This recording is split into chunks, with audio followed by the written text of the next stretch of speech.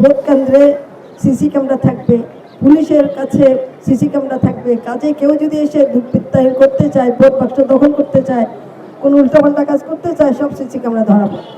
কাজে ওই দিন এখন চলে যেতে হবে, নতুন দিন আমাদেরকে দেখতে হবে। ইনশাল্লাহ আমরা সেটা করতে পারবো। সেইগুলো বলার জন্যই আমরা মানুষের কাছে এসেছি। আমাদের জনগণের চাহিদাটা হলো আমরা ঠিক মতন খাওয়া পড়া করতে পারবো, আমাদের ছেলেমেয়েরা নিরাপদ স্কুলে যেতে পারবে, কলেজে যেতে পারবে, ছেলেমেয়েরা তাদের মেধা অনুযায়ী চাকরি বাকরি পাবে, ব্যবসা বাণিজ্য করতে পারবে, কোনো রকমের দুর্বৃত্তরা ব্যবসা করার ক্ষেত্রে চাঁদাবাজি করবে না। অর্থাৎ যা আমাদের সমাজে এখন হচ্ছে এগুলো হবে না। কাজে আমরা যদি ওইরকম সমাজ একটা করতে চাই, ওইরকম দেশ আমরা যদি করতে চাই, এই গণভোটটা সেটার জন্য, দেশ পরিবর্তনের জন্য। আগে কিসিবে দেশ চলবে না, দেশ নতুন করে আমাদের সবার অংশগ্রহণের মধ্য দিয়ে দেশটা তৈরি হবে। দলে দলে মারামারি, কাটাকাটি, এক পুঁতে পুরাই দে, এইরকম কিছু হবে না। আর মনোবল হতে হয় স্পাদ্রিত। জেরুসালেম 25 বছরের পথ চলায় নিরাপদে রাখার প্রত্যয়ে। 24-এর যে গণ আন্দোলন হলো, সেই আন্দোলনের ফসলে হইল আজকের এই পরিবর্তনটা। সেই সময় আমাদের অনেকগুলো প্রায় 14,000 ছেলে মেয়ে আহত হয়েছে, 32 জন ছেলে হাত অথবা পা হারিয়েছে, 22 জন ছেলে চোখ সম্পূর্ণভাবে নষ্ট হয়ে, দুটো চোখ সম্পূর্ণভাবে নষ্ট হয়ে গেছে। তাহলে ওদের এই যে আত্মত্যাগটা, এটার বিনিময়ে আমরা কী পেব, কী পেলাম, কী পেতে হবে আমাদেরকে?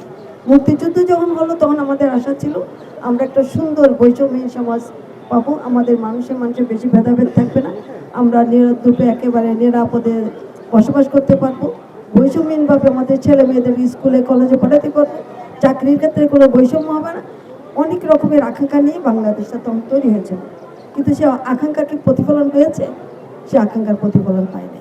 24 আন্দোলন হলো আবার একটা গোষ্ঠী ফেসিস্টরা যেভাবে আমাদের ছেলে মেয়েদেরকে হত্যা করলো, যেভাবে আহত করলো, তাইলে বারবার কি আমরা এই আহত আর বারবার কি আমরা রক্ত দিয়ে যাব? কাজেই এবার আমরা সবাই মিলে সিদ্ধান্ত নিয়েছি আমরা এরকম দেশ চাই না। আমরা কীরকম দেশ চাই? যে দেশটার মধ্যে কোনো বৈষম্য থাকবে না, যে দেশটা তৈরিতে আমাদের সবার অংশগ্রহণ থাকবে। যেমন ধরেন আমাদের যখন কোনো ফেসিস্ট কিংবা কোনো দুর্বৃত্ত যখন তার বিচার হয়, যখন তার ফাঁসির আদেশ হয়, কিংবা তার যখন যাবজ্জীবন হয়, কি হয়? প্রেসিডেন্ট তাকে ক্ষমা করে দেয়।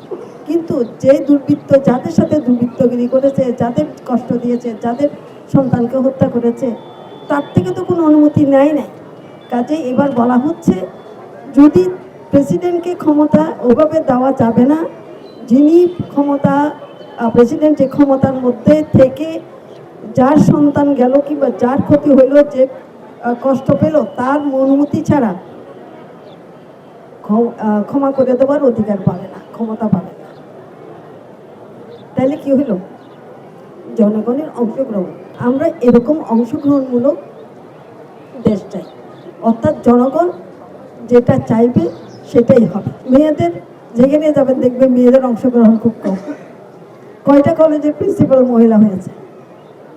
কয়টা কলেজের বিশ্ববিদ্যালয়ের প্রিন্সিপাল মহিলা হয়েছে? কাজে আমরা মেয়েরা অনেকগুলো পিছিয়ে আছি। কাজে মেয়েদের যাতে অংশগ্রহণ বাড়ে সেটার দিকে আমাদের সবারই একমত হতে হবে। কাজে এই সমস্ত বিষয়গুলো নিয়েই আমরা মূলত সবার সাথে কথা বলছি, যাতে আমাদের এই গণভোটে রায় দিয়ে আমরা হাঁকে জয়যুক্ত করব। হাঁ ভোটে সবাই ভোট দেব, ভোট দিয়ে আমাদের যে এতদিনের যে স্বপ্ন, সেই স্বপ্নকে আমরা বাস্তবে পরিণত করব।